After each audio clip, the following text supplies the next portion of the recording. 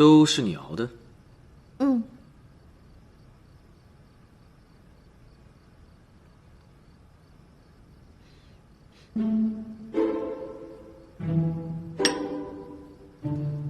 怎么有一股粑粑的味道？嗯。因为我在粥里面添加了皇上最喜欢吃的榴莲，所以有那么一点点粑粑的香味儿。哦，榴莲粥。嗯。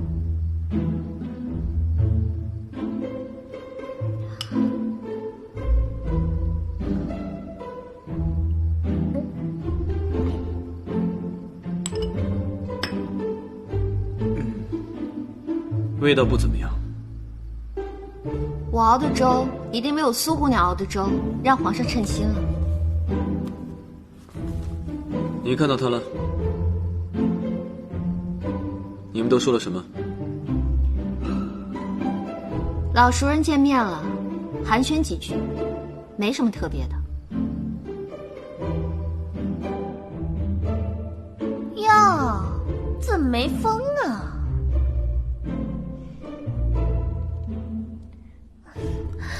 哟，皇上没给你吃饭呀？你要冻死我呀？算了，去给我拿个帕子擦擦手。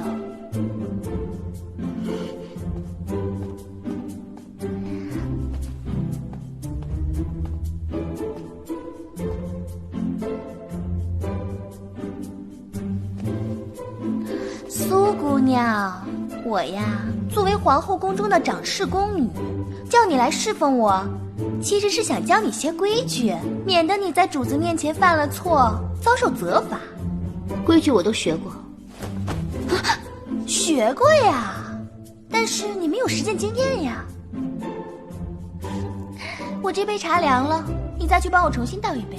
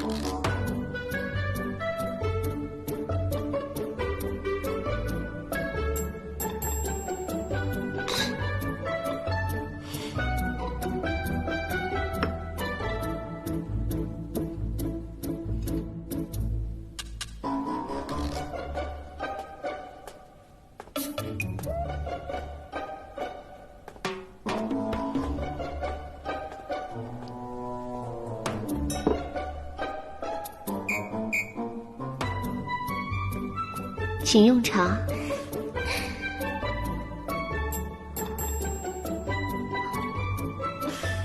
苏姑娘，我突然又不渴了，这杯茶赏给你了。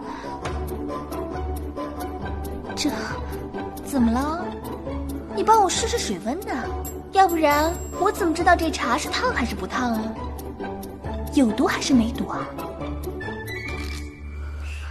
喏。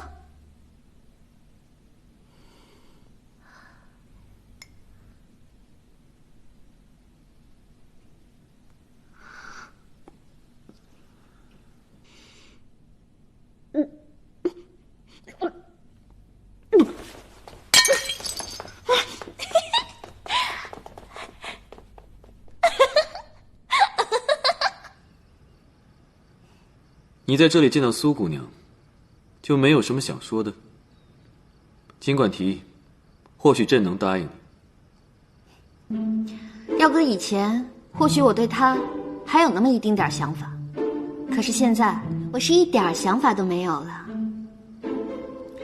你就没有心中不悦，或是对朕有什么意见？皇上，您放心，有一个让您称心满意的人在身边照应着，我高兴都来不及呢，怎么会有意见呢？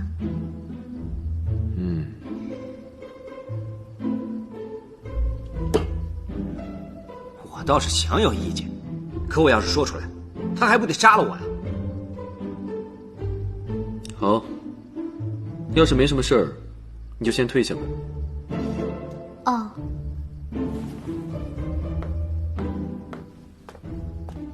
臣妾告退。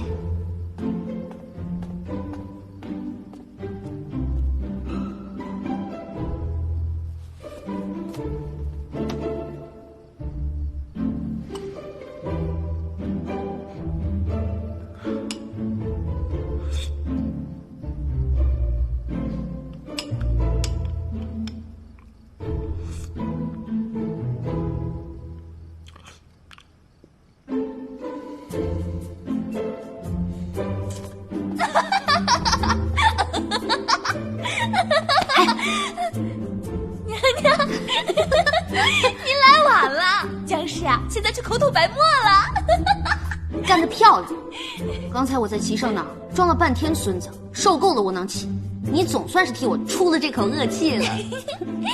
但是娘娘，您以前不是跟姜氏挺亲热的吗？我以前对她那叫怜香惜玉，现在我可不想忍了。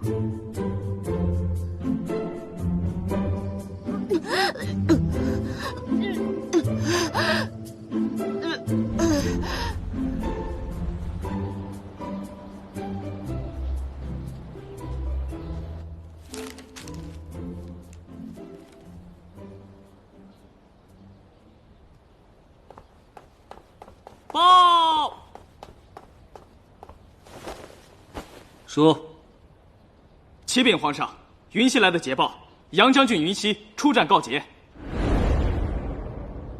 太好了！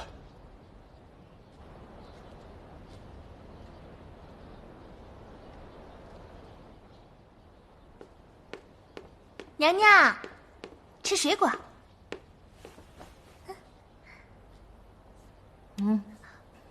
这段时间没少往齐胜那边送汤汤水水，可都没见到有什么效果呢，更别提来我这儿看看我。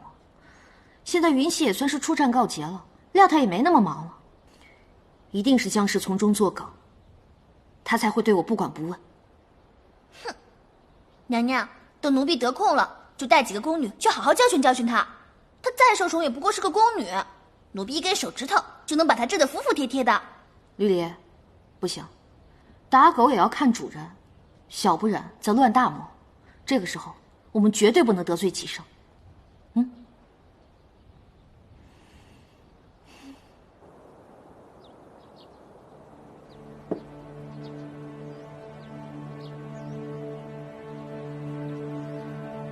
皇上能来看哀家，哀家还是满心欢喜的。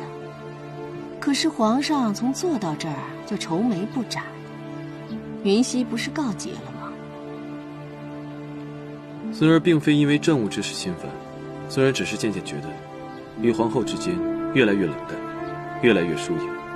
即便她不再与朕顶撞，可朕依旧觉得心有不安。皇上是不是多虑了？哀家听说，鹏鹏这是学会容忍了。他不需要容忍，他只要做好他自己就好。他现在这个样子，朕看得出并非真心实意。圣儿是怎么看出来的？祖母，孙儿虽然对感情愚钝，可总归还是知道，一个女人在看到她情感上的竞争者时，会产生嫉妒。可皇后在看到姜氏之后，却十分大度。